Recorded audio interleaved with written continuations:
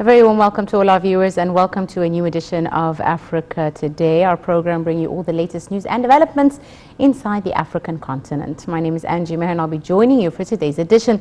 And as usual, we'll begin straight away with a look at the news making the headlines, and we move to the current talks being mediated by the DRC, the current AU chair, between Egypt, Ethiopia and Sudan in Kinshasa to relaunch the deadlocked negotiations over the disputed Ethiopian dam, which ended on Monday. Sudan has been pushing for international quartet mediation made up of the AU and the United Nations, the European Union and the US to break the deadlock, however, still with no results. We have more details in this report. Meetings between Egypt, Ethiopia and Sudan in Kinshasa, which aim to relaunch deadlocked negotiations over the disputed Grand Ethiopian Renaissance Dam, ended on Monday with no progress. The talks are mediated by DRC, the current president of the African Union. Ethiopia has refused to invite international mediation to the dispute. Sudan has been pushing for international quartet mediation made up of the AU, the UN, the European Union and the United States to break the deadlock. The round, which started on Sunday, was attended by the Congolese President Felix Tshisekedi in a first bid to solve the row after his country took over the presidency of the AU in February, succeeding the South African president, which mediated in vain the talks over the past year. The statement is expected to be released shortly by the Congolese foreign minister, who presided over the meetings on the results of the round, which Egypt has described as the last chance to revive talks before Ethiopia executes the second filling of its mega dam. The second filling aims to collect around 18.4 billion cubic centimeters of Blue Nile water, up from the 4.9 secured during the first filling last year. Egypt and Sudan have repeatedly pursued reaching a legally binding agreement on the rules for filling and operating the dam, but the step has been repeatedly dodged or rejected by the upstream country.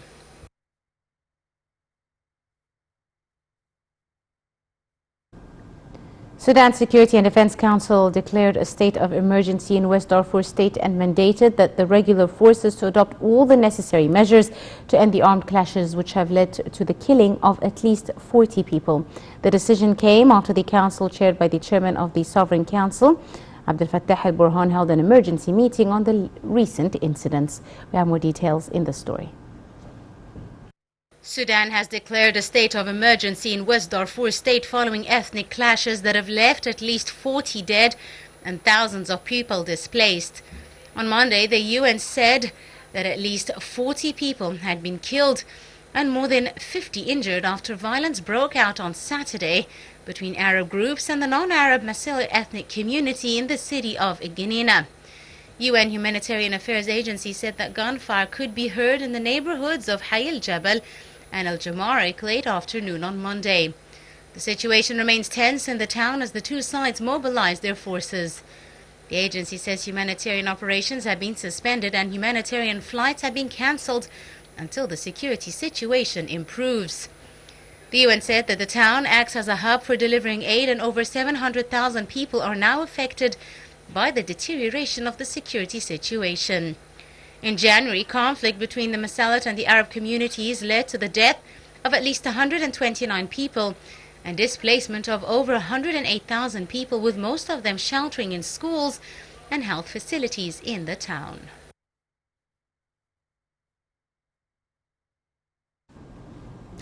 And Egypt has adopted a successful and effective policy in dealing with the file of illegal immigration and supporting refugees in light of its commitment to the relevant international charters.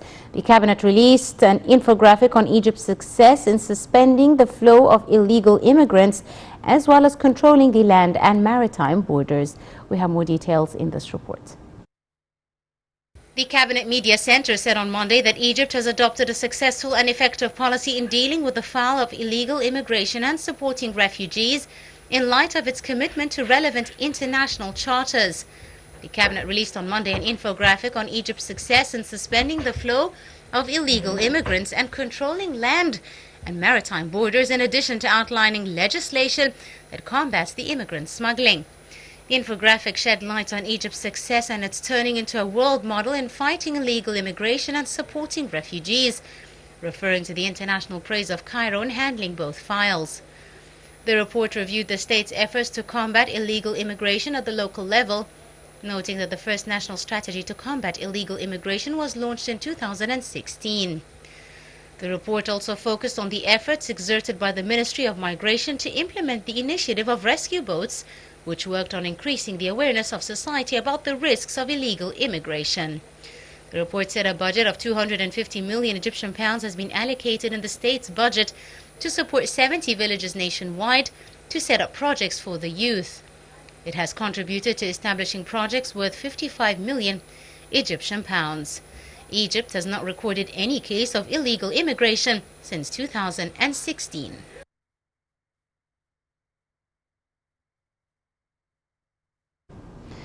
Ladies and gentlemen, a very short break and we'll be right back to continue this edition of Africa Today. Do stay tuned.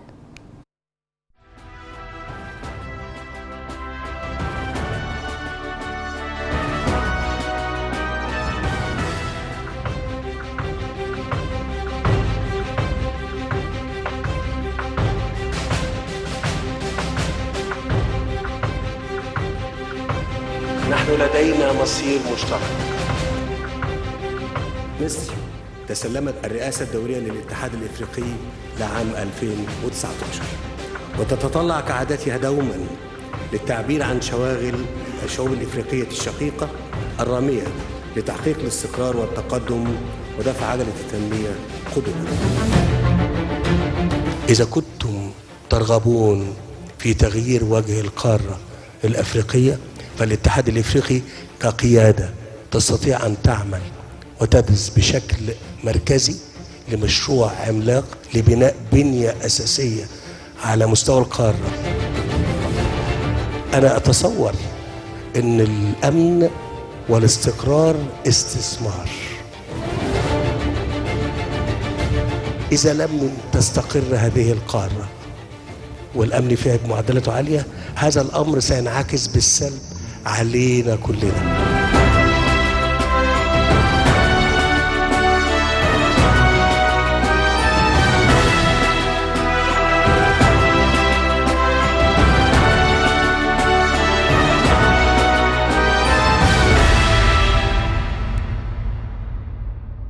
Welcome back, ladies and gentlemen, and we're now delighted to be joined over the telephone by His Excellency Ambassador Hussein Hariri, the former Assistant to Foreign Minister.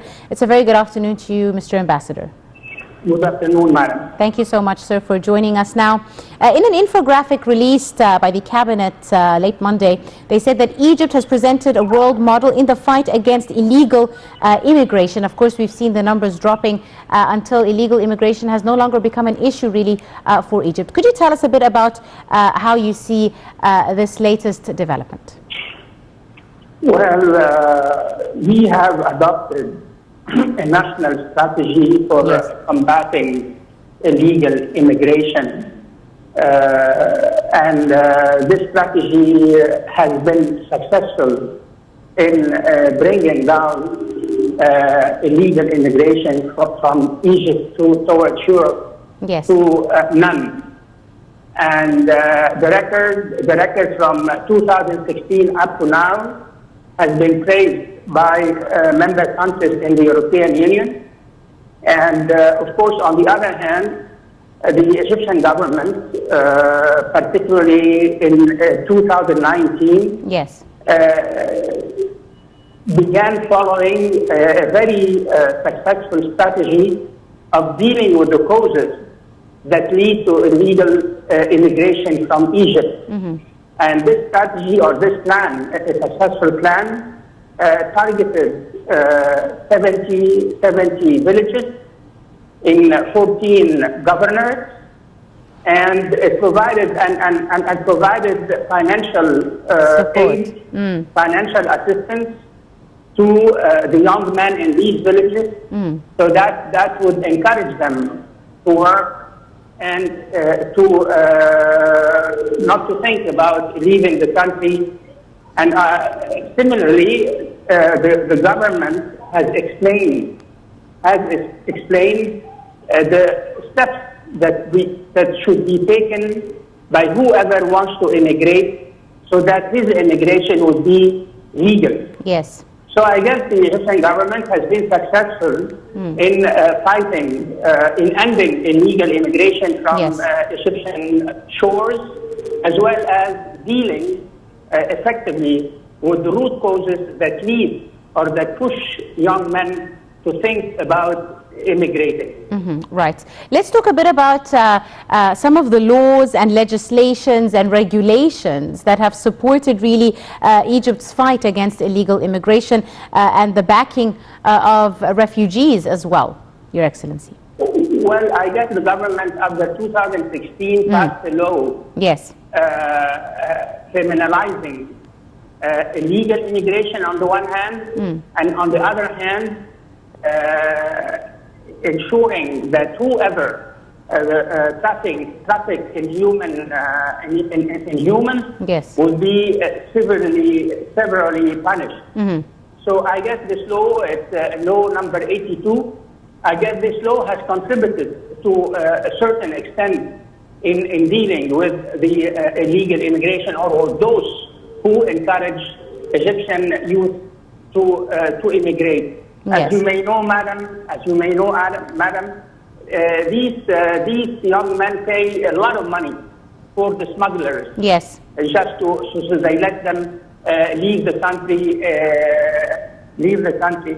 So I guess the government has done well to adopt this initiative with a budget of 250 million Egyptian pounds. Yes. And as I said earlier, the government has targeted 70 villages, and so far this program has been successful. Absolutely. Now, Mr. Ambassador, we've also seen how Egypt has really managed over the last few years to further educate citizens of these villages in the governorates about the so-called death boats, as they were dubbed, and started really giving them initiatives to stay home, started assisting them financially, started starting new projects, even if it's small, medium enterprises for them, to really have a place and a stable source of income?